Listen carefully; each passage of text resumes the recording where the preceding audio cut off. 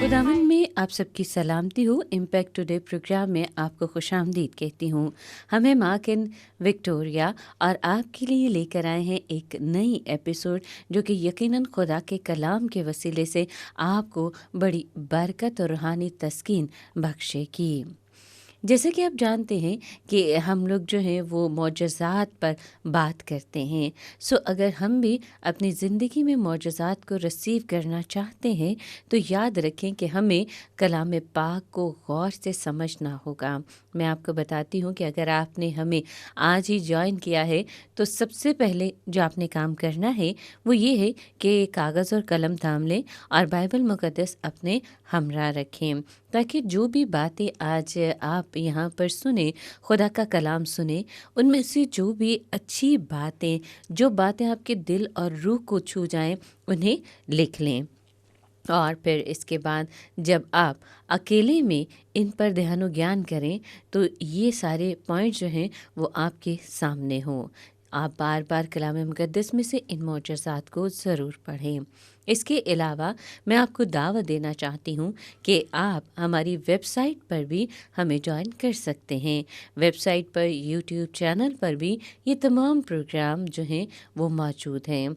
हम चारों अनाजील में से मोजज़ात और उन पर तफसीर जो है और उस पर ध्यान और ज्ञान, उस वक्त के हालात व वाक़यात और उस शख्स के बारे में जिसने मोजज़ा रिसीव किया है, उसके ईमान के बारे में बात बयान करते हैं। तो ये हमारे लिए बहुत खूबसूरत बात है कि हम भी अगर अपनी ज़िंदगी में मोजज़ात रिसीव करना चाहते हैं तो हमें क्या करना है, कैसा ईमान जो है वो हमें अपने दिल में रखना है और मसीह को कबूल करना है। जी हाँ, और आज हम जिस ख़ास मौजज़े पर गौर व ख़ौस करने वाले हैं वो दरअसल उस ग़ुलाम के कान के हवाले से है जिसको मसीह खुदावंद ने गतसमनी बाग में बहाल किया।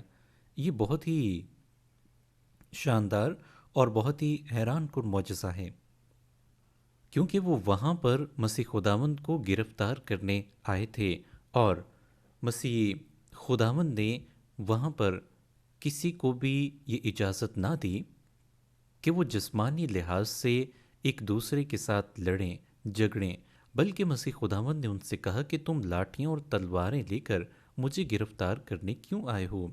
और यहाँ पर हम देखते हैं कि शमौन पतरस तलवार खींचता है और एक ग़ुलाम का कान उड़ा देता है, जिसको मसीह खुदावंद बहाल करते हैं, उसे शिफा देते हैं, और ये एक अहम मौजज़ा है।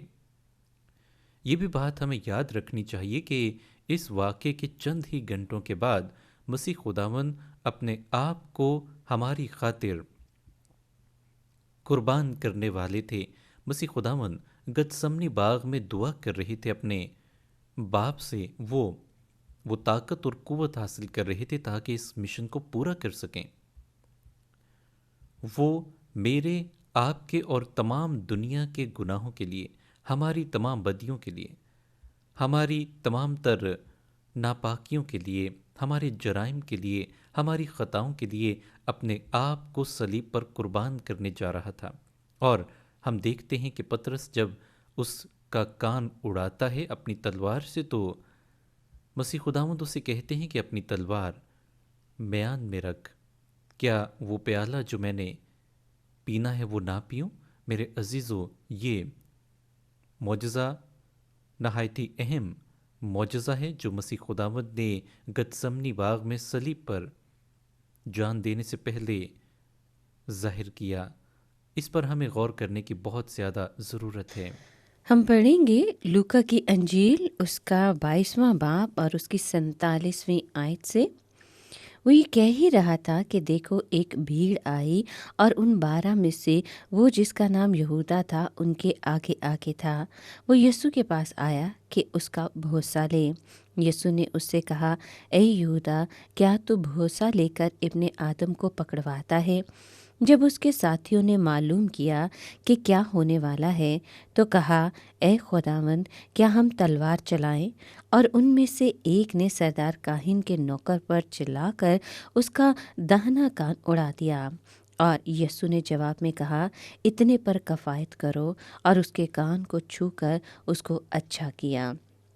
फिर यीशु ने सरदार काहिनों और हैकल के सरदारों और बुजुर्गों से जो उस पर चढ़ आए थे कहा, क्या तुम मुझे डाकू जानकर तलवारें और लाठियां लेकर निकले हो?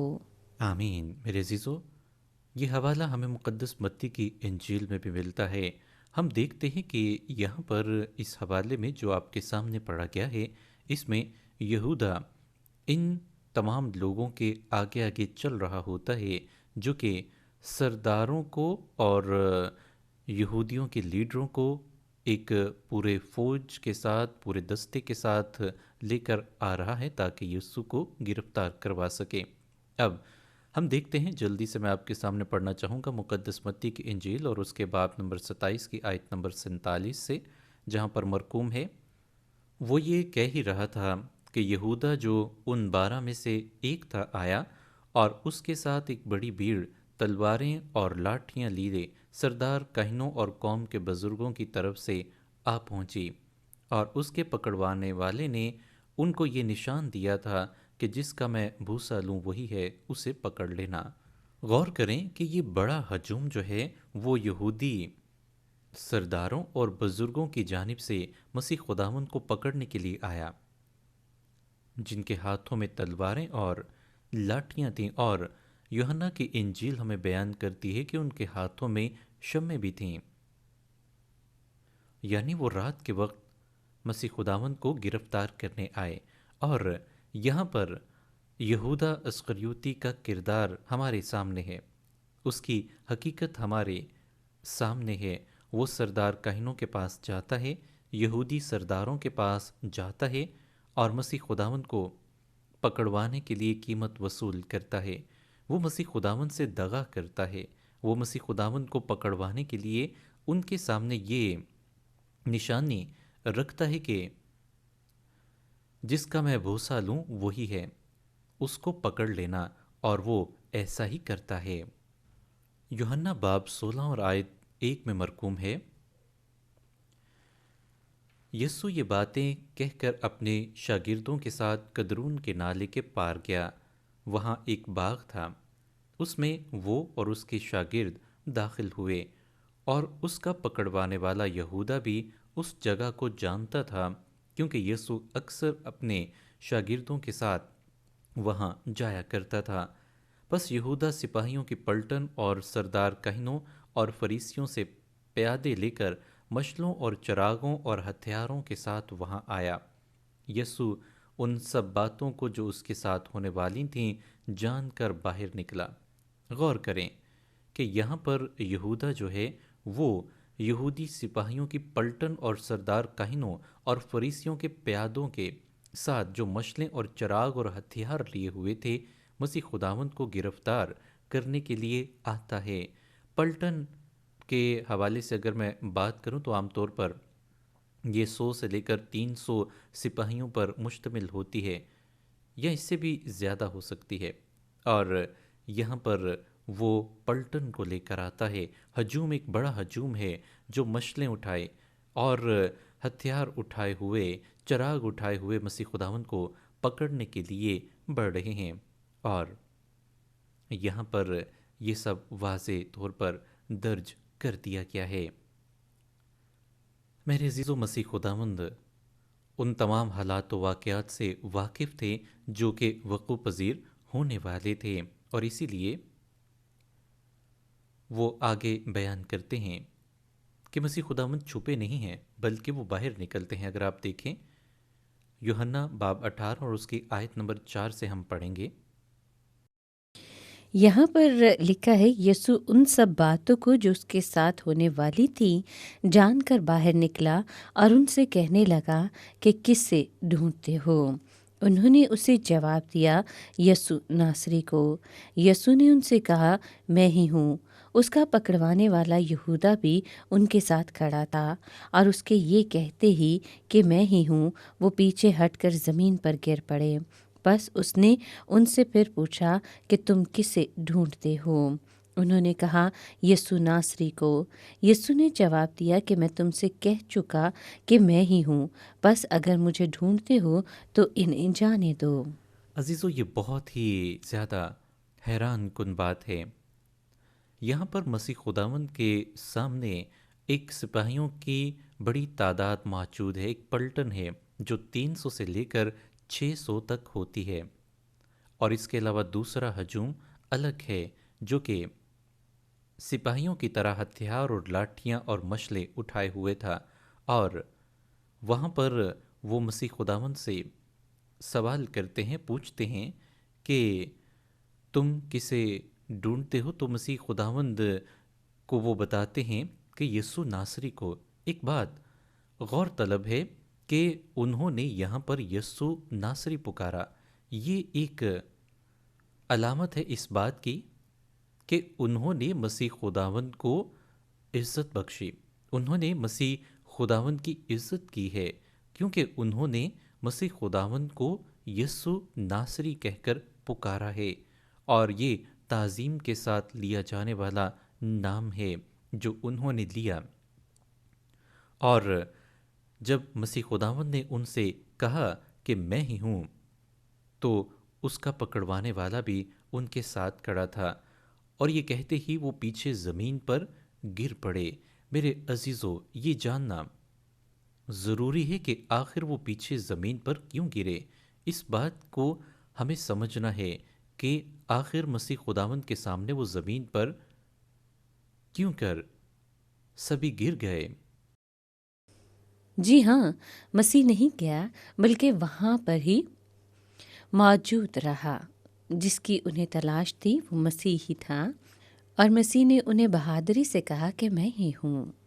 जी बिल्कुल, क्योंकि हमारा खुदावंद जिस मकसद के लिए इस ज़मीन पर आया था वो उसको पूरा करने जा रहा था। वो अपने आप को छुपा सकता था, लेकिन उसने नहीं किया, बल्कि उसने जी हाँ, अपने आप को पेश कर दिया हम सबों के लिए, हमारे गुनाहों की खातिर। और जब ये लोग पीछे पलटकर गिरते हैं, जैसे ही मसीह खुदावंद उन्हें कहते हैं कि मैं ही हूँ, तो याद रखें कि उस वक्त वो मसीह खुदावंद का जलाली रूप देखते हैं। ये इस बात की भी अक्कासी करता है कि मसीह खुदावंद चाहते तो उन सब को बिल्कुल नाकारा बना सकते थे, उनके हथियारों को नाकारा बना सकते थे। वो मसीह खुदावंद पर कोई इख्तियार नहीं रखते थे। ये इस बात की निशानी है कि हमारे खुदावंद ने, मसीह यस्सु ने, हमारे निजात दहिंदा ने अपने आप को अपनी पूरी आज़ाद मर्ज़ी के साथ पेश किया, अपनी पूरी आज़ाद मर्ज़ी के साथ उनके हवाले किया। और यहाँ पर शमौन पतरस आता है और तलवार से एक गुलाम का कान उड़ाता है। वो अपने आप को बचाना चाहता है। ज़रा सोचें कि पतरस ने किस तरह तलवार निकालकर उसके कान का बिल्कुल एक पीस ही बना दिया, यानी उसको काट डाला। जी हाँ, ये भी हो सकता था कि वो तलवार उसके सर पर दे मारता। जी हाँ, बिल्कुल। और अगर पतरस की बात की जाए तो वो मछेरा था, वो रोमी सिपाहियों की तरह कोई तरबियत याफ्ता सिपाही नहीं था। मुमकिन है कि वो उस गुलाम को ज़्यादा नुकसान पहुंचाना चाहता हो, मुमकिन है कि वाकई ही वो उसकी गर्दन उड़ा देना चाहता हो, लेकिन जब उसने तलवार चलाई तो उससे बस इतना ही हो पाया कि वो कान उड़ा सका। अब यहाँ पर काबिल गौर बात यह है कि पतरस ने ऐसा क्यों किया। वो शेखी बिगाड़ रहा था, वो उस हकीकत को नहीं जान पाया था जो कि मसीह खुदावंद इस दुनिया में हमारे लिए करने जा रहे थे।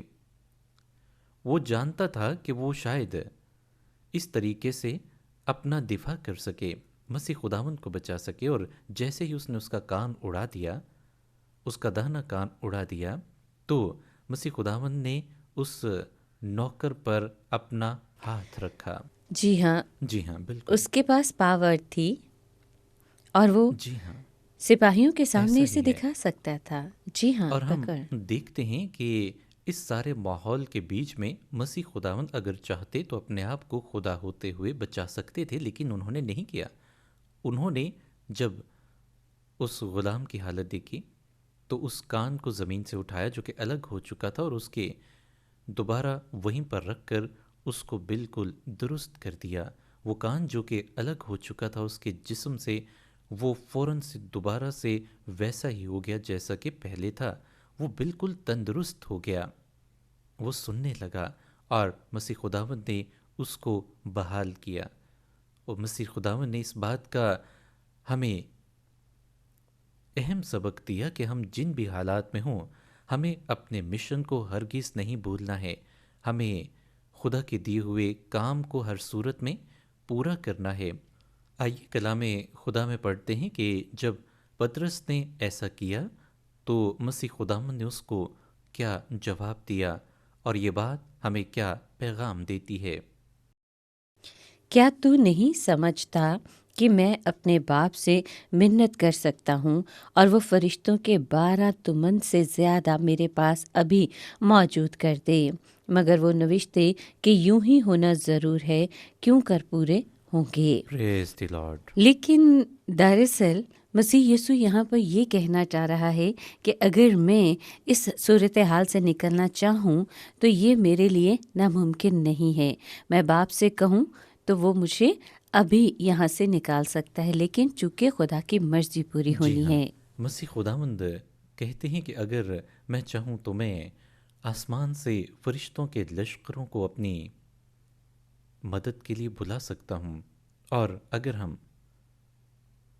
بات کریں آسمانی لشکر کی تو ایک لشکر میں ہزاروں کے حساب سے فرشتے موجود ہوتے ہیں، اور وہ فرشتے وہاں پر آ سکتے تھے۔ جی ہاں، کیونکہ وہ جانتا تھا کہ یہ خدا کی رضا ہے۔ جی ہاں، بالکل۔ اور اگر ہم مقدس یوحنا کے انجیل میں دیکھیں تو اس حوالے میں مزید آگے ہم دیکھتے ہیں کہ یسوع نے پطرس سے کہا کہ تلوار کو میان میں رکھ، جو پیالہ باپ نے مجھ کو دیا کیا میں اسے نہ پیوں؟ مسیح خداوند جانتے ہیں کہ وہ کیا کرنے جا رہے ہیں، اور یہ ان کی اپنی آزاد مرضی ہے۔ یہ اس پیار کو ظاہر کرتا ہے جو خدا نے ہم انسانوں سے کیا، جیسا کہ یوحنا کی انجیل باب 3 آیت 16 میں مرقوم ہے کہ خدا نے دنیا سے ایسی محبت رکھی کہ اس نے اپنا اکلوتا بیٹا بخش دیا تاکہ جو کوئی اس پر ایمان لائے وہ ہلاک نہ ہو بلکہ ہمیشہ کی زندگی پائے۔ اور اسی لیے مسیح خداوند نے ہماری زندگی کے لیے، ہماری نجات کے لیے اپنے آپ کو خوشی کے ساتھ، اپنی آزاد مرضی کے ساتھ طاقت رکھتے ہوئے ہم سب کے لیے مسیح خداوند نے قوت اور اختیار رکھتے ہوئے، خدا ہوتے ہوئے اپنے آپ کو آدمی بنایا اور صلیب پر قربان کرنے کے لیے پیش کر دیا۔ اور یہ تمام حالات و واقعات مسیح خداوند کے اسی مشن کی طرف واضح طور پر عکاسی کرتے ہیں۔ رومیو باب 5 آیت نمبر 6 میں مرقوم ہے کیونکہ جب ہم کمزور ہی تھے تو عین وقت پر مسیح بے دینوں کی خاطر موا۔ کسی راست باز کی خاطر بھی مشکل سے کوئی اپنی جان دے گا، مگر شاید کسی نیک آدمی کے لیے کوئی اپنی جان تک دینے کی جرت کر لے۔ لیکن خدا اپنی محبت کی خوبی ہم پر یوں ظاہر کرتا ہے کہ جب ہم گنہگار ہی تھے تو مسیح ہماری خاطر ہوا، بس جب ہم اس کے خون کے باعث اب راست باز ٹھہرے تو اس کے وسیلے سے غضب الہی سے ضرور ہی بچیں گے، کیونکہ جب باوجود دشمن ہونے کے خدا سے اس کے بیٹے کی موت کے وسیلے سے ہمارا میل ہو گیا، تو میل ہونے کے بعد تو ہم اس کی زندگی کے سبب سے ضرور ہی بچیں گے۔ اور صرف یہی نہیں بلکہ اپنے خداوند یسوع مسیح کے طفیل سے، جس کے وسیلے سے اب ہمارا خدا کے ساتھ میل ہو گیا، خدا پر فخر بھی کرتے ہیں۔ میرے عزیزو، یہ ہے وہ کلام پر نچوڑ جو مسیح خداوند کی اس عظیم قربانی کو مقدس پولس رسول انتہائی واضح کرتا ہے۔ اگر ہم اس شخص کی بات کرتے ہیں جس کا کان کاٹ دیا تھا پطرس نے، تو پھر مسیح نے اس کے کان کو ٹھیک کیا۔ یہاں پر بھی ایک یہ بڑا خوبصورت معجزہ ہوا ہے۔ اگر ہم اس شخص کے ایمان کے بارے میں بات کریں تو یہ بھی ہو سکتا ہے کہ اسی وقت وہ اس پر ایمان لے آیا ہو، کیونکہ وہ جان گیا ہو کہ یہی ناصری ہے، یہی موعود مسیح ہے۔ لیکن چونکہ وہ سپاہیوں کے ساتھ تھا اور ان کے انڈر تھا شاید، تو اس ڈر سے بھی وہ مسیح کو قبول نہیں کر سکا۔ لیکن دل ہی دل میں، جی ہاں، دل میں وہ یقینی طور پر، مکمل طور پر تبدیل ہو گیا ہوگا۔ جی ہاں، وہ باطنی طور پر تبدیل ہو گیا ہوگا۔ جی ہاں، بالکل۔ اور یہاں پر ہمیں یہ بات اپنے ذہن میں بٹھا لینی چاہیے کہ جو معاملات ہو رہے تھے مسیح خداوند کے صلیب کی طرف جانے سے پہلے، وہ تمام معاملات میں مسیح خداوند با اختیار تھے۔ سب کچھ مسیح خداوند کی گرفت میں تھا اور سب کچھ مسیح خداوند کی مرضی کے مطابق ہو رہا تھا۔ مسیح خداوند وہاں سے نکل سکتے تھے، جا سکتے تھے، ان کے ہتھیاروں کو بیکار کر سکتے تھے، ان کو وہاں سے بگا سکتے تھے، ان کے بیچ سے راستہ بنا کر جا سکتے تھے۔ وہ با اختیار تھا اور وہ ہے، اور مسیح خداوند کچھ بھی کر سکتے تھے، لیکن انہوں نے نہیں کیا۔ یہ ان کی ہمارے لیے محبت ہے۔ میں یہاں پر ایک اور حوالہ اس بات کو واضح کرنے کے لیے بیان کرنا چاہوں گا۔ افسیوں کے نام خط اور اس کے باب نمبر 2 کی اگر آپ آیت نمبر 5 دیکھیں تو یہاں پر مرقوم ہے، جب قصوروں کے سبب سے مردہ ہی تھے تو ہم کو مسیح کے ساتھ زندہ کیا، تم کو فضل ہی سے نجات ملی ہے، اور مسیح یسوع میں شامل کر کے اس کے ساتھ جلایا اور آسمانی مقاموں پر اس کے ساتھ بٹھایا۔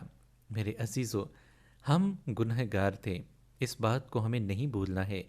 جب گناہ دنیا میں آیا، آدم کے وسیلے سے تمام انسانوں میں یہ پھیل گیا اور تمام انسان گناہ کی وجہ سے خدا سے دور ہوئے۔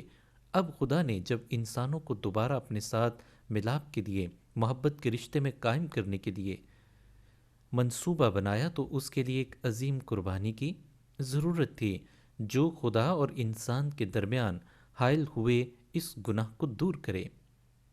اس گناہ کو دور کرنے کے لیے خدا نے یہ منصوبہ تخلیق کیا۔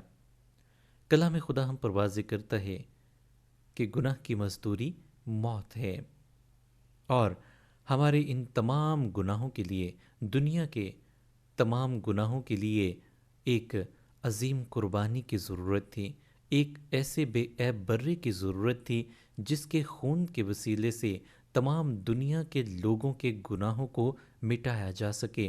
اور اس کے لیے خدا نے اپنے اکلوتے بیٹے ہمارے خداوند یسوع مسیح کو اس دنیا میں بھیجا، تاکہ وہ دنیا میں آ کر ہمارے گناہوں کے لیے قربان ہو اور ہمیں خدا کے ساتھ دوبارہ سے ملاپ کرنے کا، خدا کے ساتھ دوبارہ سے محبت کے رشتے میں قائم ہونے کا فضل بخشے۔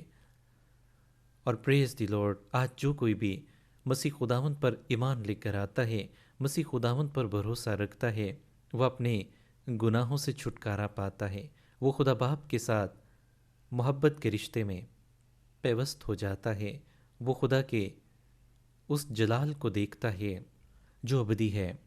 آئیے دعا کریں۔ اے خداوند، ہم تیرا شکر ادا کرتے ہیں۔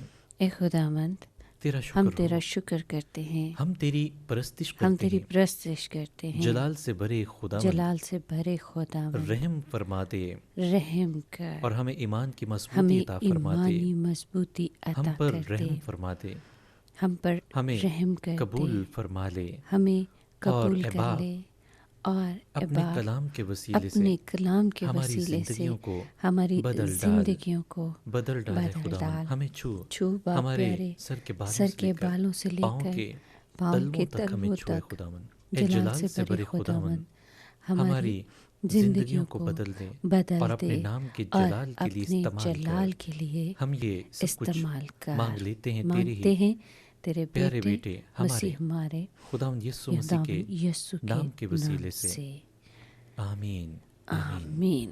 خدا کا شکر ہو۔ ہاللویہ۔ ہاللویہ۔